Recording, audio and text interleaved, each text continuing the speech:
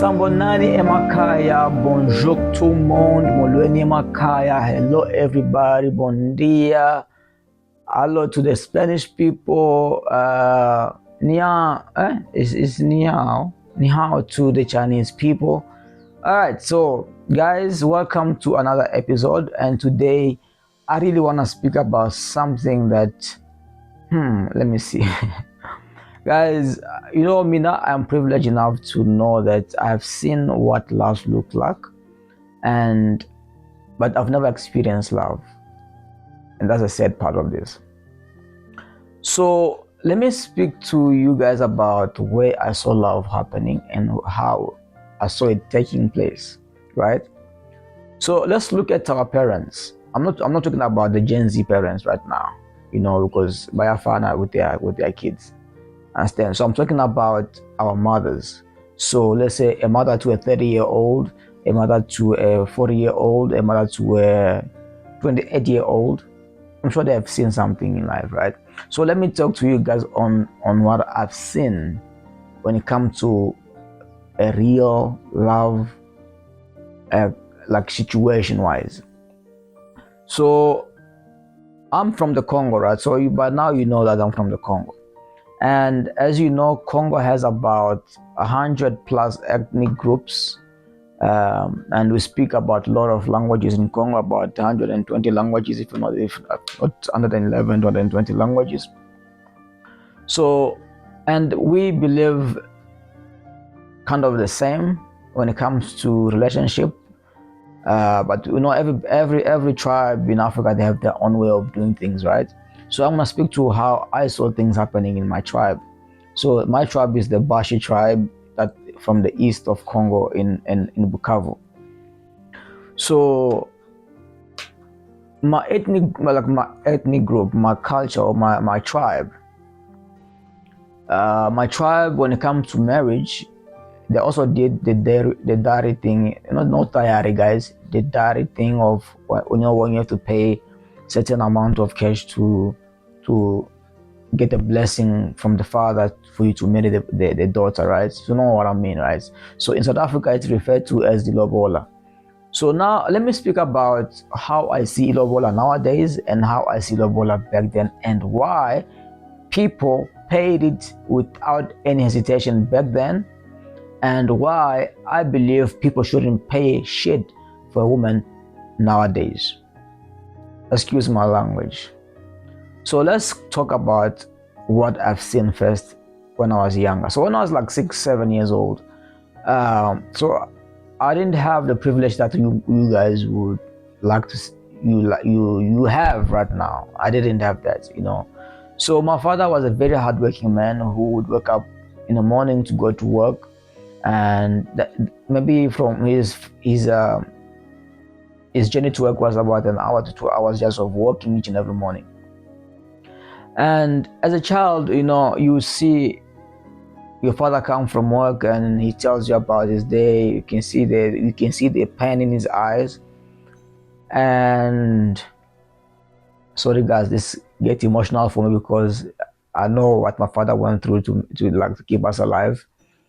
So he would come back home with a smile on his face, and he would come with a bag of potatoes or a bag of rice, and you feel like, yes, I have a father who really went the extra mile for me. And then when it comes to manhood, people work, like men of my tribe work a lot. They work a lot and they work hard. But then they were supported by strong women who loved them dearly, strong women who respected them, and women who really appreciated them to a point whereby a man would look at that woman and say, "No, yes, I gave 20 cows to that family, but each and every cow does count for really what I'm getting in return." Understand? Because my father would leave home in the morning to go to work, come back late, like even late after the sunset. And one thing that he was sure of getting to when he got home was a warm calabash of, actually it was not a calabash, it was just like a small container with warm water waiting for him each and every day. So when he comes back from work, my mother would like remove his shoes. He won't even ask him. My mother would remove his shoes and say, put your feet in this container."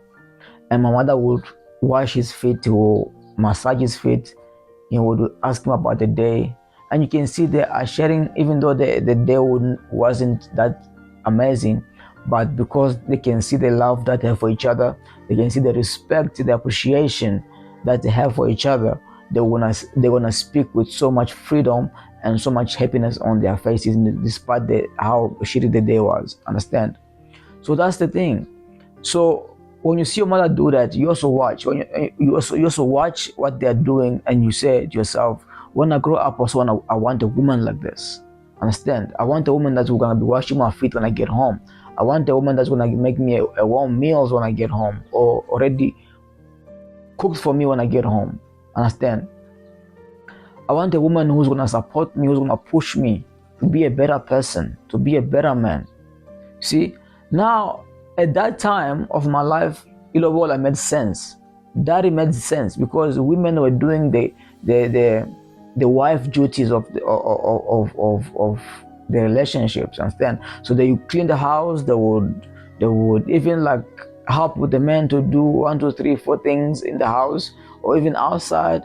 They would go an extra mile trying to please their husband. They will go an extra mile to show the respect they have for their men, the appreciation they have for their men. And that was my grandmother, that was my mom and my dad, that was my grandpa and my grandma. Understand? But then let's jump 10 years to where we are today. Oh, ha. Now let's talk about nowadays. So nowadays you go pay Lobola, right? So let's say they ask for 100,000 rand, or they ask for 80,000 rand, and when you ask them like, "Why should I pay this much?" They wanna say, "Okay, my daughter is educated, my daughter is a virgin." So that's what they look at, and my daughter does not have a kid from any other man. So you are the only person who can start a family with. So those things count, right? So nowadays, so yes, your daughter is educated, right? And you charge that family or that man like, let's say 90,000 or 100,000, and if she's a virgin, you pay that amount and all that stuff like that, right?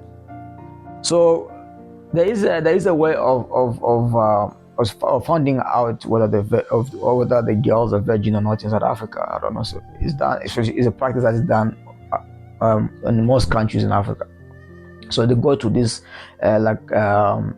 ceremony where they have to find out if you are still a virgin or not. So then it's not like every girl who goes to those schools, or to the mountains, and to those families go and do that. I don't know if they call it a ceremony, or they call it, it's like it's a custom. It's a cultural custom for the woman. I don't know how to put it, guys. You have to put that in the comment section to educate me on that one as well. So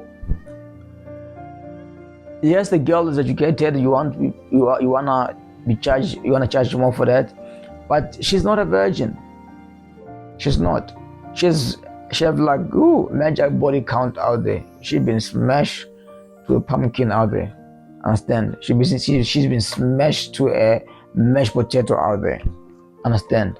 So when Nanjenga out, you pay all that money, hoping that woman is what you are paying for. And yes, I know saying paying, it does not make sense, because when you pay for something, that thing becomes your property, right? So you can do whatever you want with your property, right? Or wrong? So now let's talk about that payment. So if you say pay, it sounds often, but if you say appreciation, that's what they always say. No, it's appreciation for the family. Now my question is, if this is called appreciation, so let's look at my father. My father was a good man, but he didn't pay. My mother's family didn't pay for my father to be a good man. He just had to be a good man for that woman. Understand? But then it was something that was going around because everybody did it and everybody was expecting to get what they were paying for. That's what I'm saying. But nowadays, akufani. So today you go and you are charged 20 cows, you are charged like 10 cows, 5 cows, whatever, and then you pay that money, and then you get married this woman, and then the next time when you're in a relationship, or surely you are married now, you are wedded, and then you are husband and wife. So you come from work, you say, "Baby, I'm hungry." Uzotinang microwave. Baby, I'm thirsty. I nali fridge. I'm kila man's lap. Baby, my feet hurts. Ish, ask kiss. I hope you get better. But she doesn't say, "Let me help you, my baby. Let me rub your feet." No, they don't offer that. And the thing is, women don't want to do that. So they also work now. So women nowadays go to work and they come back home. They don't perform their wifely duty or their wife duties. Understand? So then I'm asking myself, if they are being appreciated by being bought for that many cows, why do you keep something that isn't satisfying you as a man? Understand? It's satisfying your need as a man. You know, your thing like your massage and all that, your food and all that. I'm not talking about sex. You know, people are like, yeah, but I give him good sex. Ooh, women, and as you know.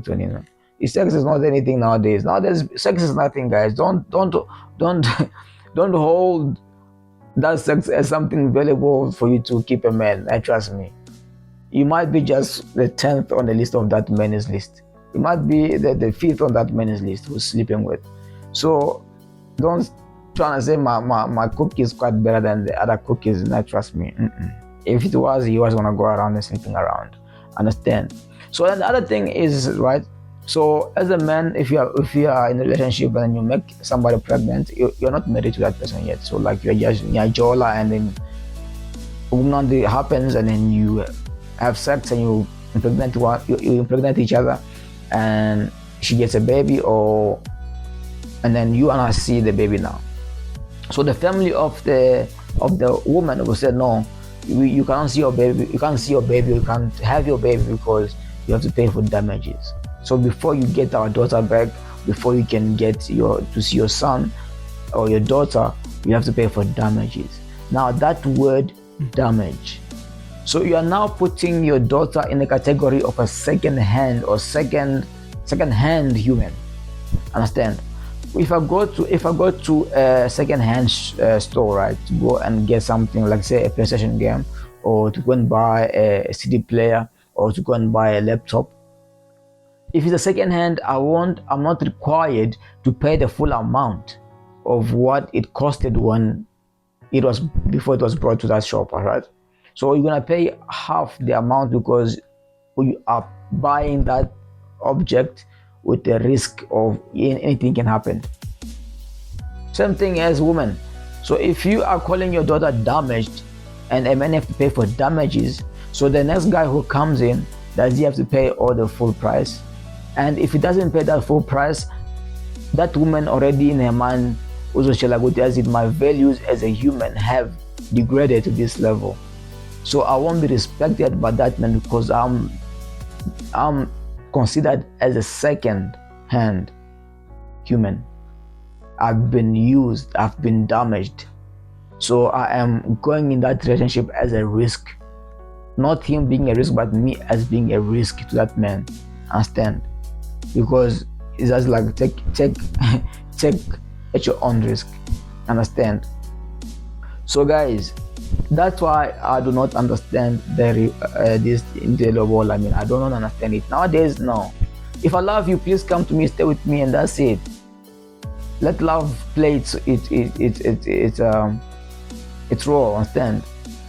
Let it play its raw and let it be. Don't come and tell me what I mean. I'm fundile. I mean, what do you have to pay more for? What? You went through a lot of body counts, woman. I must pay for you like a 10,000 or whatever. No, if you love me, let's build each other. And if I want to appreciate your family, I'm gonna take them for holiday when you go for holidays. That's appreciation enough as well. Understand? If I want to appreciate them, I'll give you good babies to I'll give them grandkids. That's a good appreciation. I wanna treat you with respect. I wanna love you unconditionally. That's me appreciating them and you at the same time. Understand? So if you have a comment to leave in my comment section, if you have more explanation to me, maybe what I'm talking is rubbish, because sometimes when I talk about you in my comment section, in my comments saying with I call you are speaking a lot of rubbish or you're speaking nonsense, then you get to go to Facebook or you get to go to TikTok, you go on Instagram, you go here on YouTube, and you see different content creators. Most of them they're naked, most of them they're drinking on their podcast, most of them they're smoking weed, and you find people are just poking that like button. People are subscribing because they are doing something that corresponds with them, something that relates with them. What's so special about people drinking? Okay, this is coffee, by the way. Understand? So what I'm saying, guys, if you have any comment, if you're a Chinese person who does also, maybe you guys do, you do practice the dowry of in that way as well. So please explain to me what happens in your culture when you want to marry a person and what you think about it. Do you think is a fair practice, or you think it should change? And let's just share, guys. Let's share the knowledge. You already heard about what I'm saying. Islungu sami siyahamba. Alright.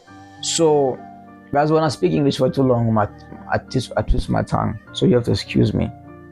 Understand? So guys, let's keep it going in the comment section and tell me about your culture. How do you guys do the wedding thing? Like, do you guys also pay eLobola? Lobola is dowry. Dowry is something that you pay to the family of a woman for you to be blessed, be given a blessing to marry this woman. So if you guys do that as well, explain to me how does it happen in your culture or in your tribes. So until next time, God bless you, and also respect each other, guys. I love everybody, and I want you guys to know that love and kindness is what changed this world. Until then, take care and much love to you all. And thank you so much for those guys who are watching my videos. I would like to ask you guys to please share, to please share my videos, and also comment in the comment section so that we can get this going. Until then, much love and enjoy.